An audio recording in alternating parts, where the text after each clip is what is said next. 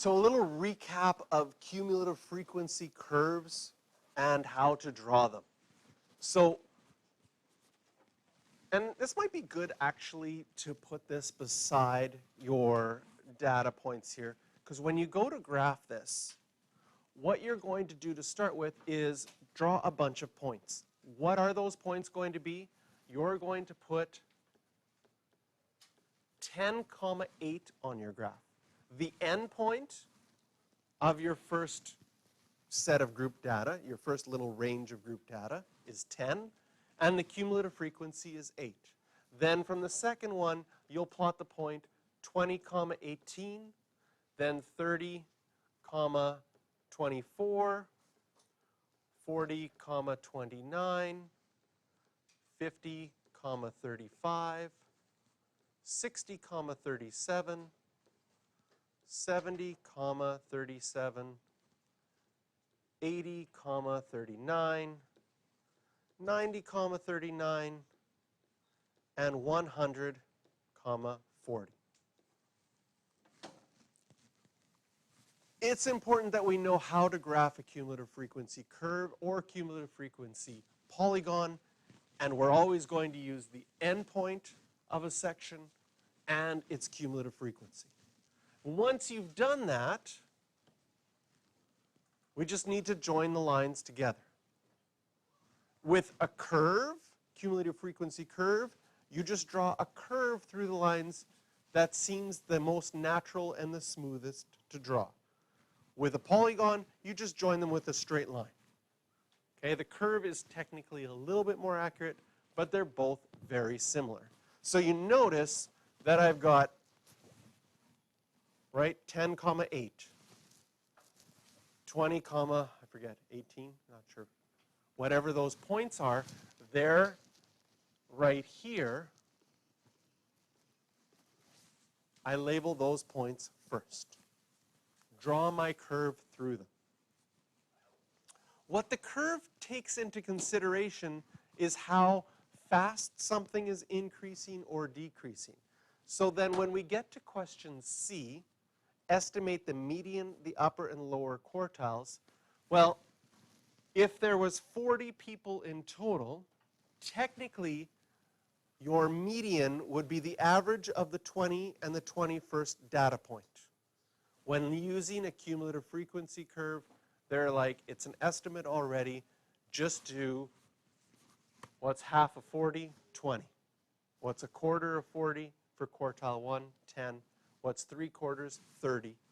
Go over to your graph, and where you hit the graph, which takes into consideration the slope and the curve, and then going straight down, will give you a fairly accurate median quartile 1 and quartile 3.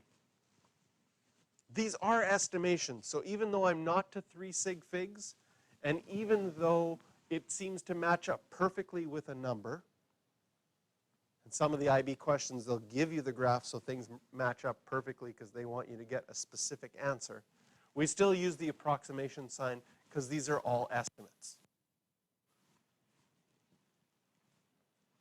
So we've figured out that the median was 24, interquartile range was 26. They decide to give prizes to the top 20%.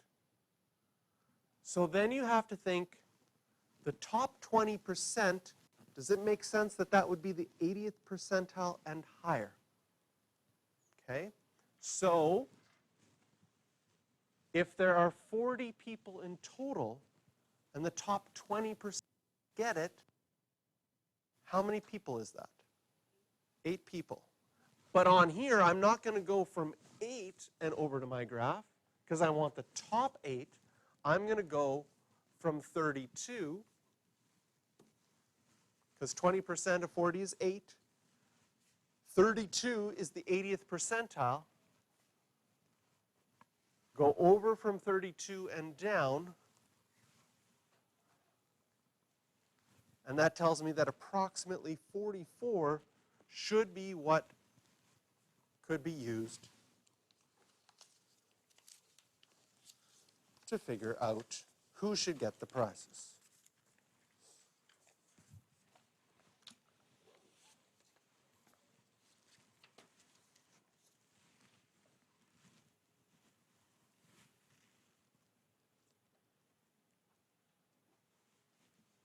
This is the most typical kind of question that you would get from an IB exam. It's time-consuming to graph them. Sometimes on tests I ask you to graph them, but most of the questions the graph would be given and you have to interpret the results. This sounds like fun. Measuring diameters of snail shells. Results are shown in the cumulative frequency graph. So there's 80 in total. Does it make sense from the graph that going over from 20 and down gives us the lower quartile, or quartile 1, to be 14? How would we find the median? The median would be 20. Upper quartile would be 24. So this is a typical IB question because the numbers, can you see how go over and hit the graph and go down? There's only like one answer. If I got you to graph this on your own and draw it on your own, can you see just by not even human error, just by human diversity per se, like your curve might be slightly different than somebody else's, which will give you a slightly different answer than someone else. Roughly, they'll all be very close to 20, but somebody might get 19, somebody might get 20. So by giving you the graph, they take out that human difference and make sure everybody gets the same answer.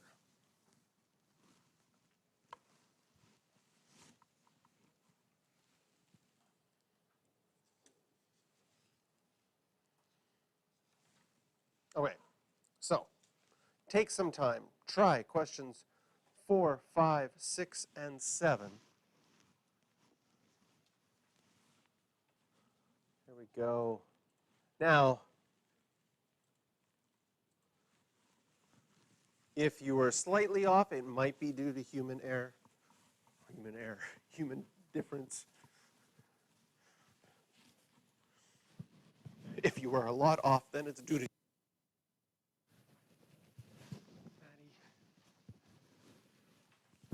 Alexis and Abby.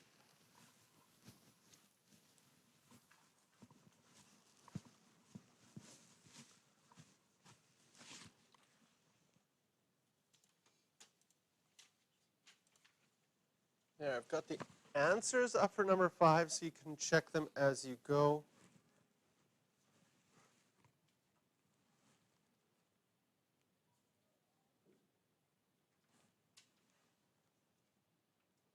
Here are the answers to number 6.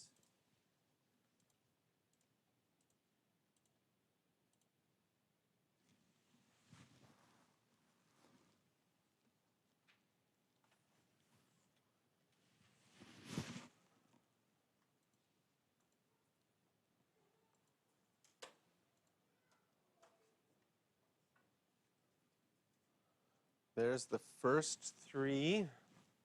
See how you're doing on the last one.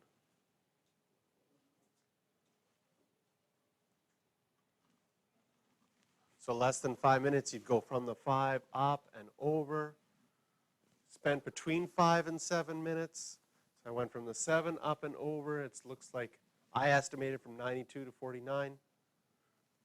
The median time is 150 in total, so go from 75 and down. And then sometimes with these ones that say 40%, the top 40%, to find the actual score, the quickest way is not to do 40% of 150 and subtract. Does it make sense? I could just do directly 60% to get that value. And then going from 90 over to the graph and down gives me 6.9. How do I find out that this value should be 37? Well, if the range is 4 to 6, that means that on my graph, I go to 6. Oh, 4 to 6, this is a little bit different because these graphs have cumulatives. This is just a frequency table. Okay? This isn't cumulative frequency. So at 6, I have the point 6 comma, if I look at my graph, does it make sense that at 6, I have 6 on my graph? That means my cumulative frequency is 70 at that point. If I go to my frequency chart here, I could add my, at here it has to be 70. So that would mean up until then I should have 70. So my cumulative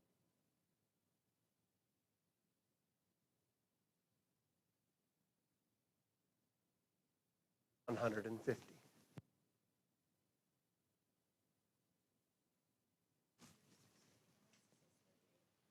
Oh, I probably changed it so that it would match the graph. See, yeah, sorry. I think I took that one up because it doesn't actually match. If it's 70, the numbers don't work out.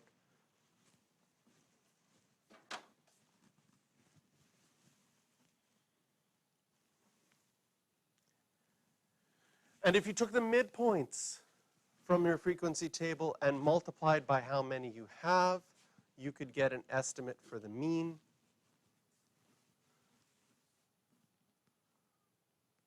Which comes out to 6.23.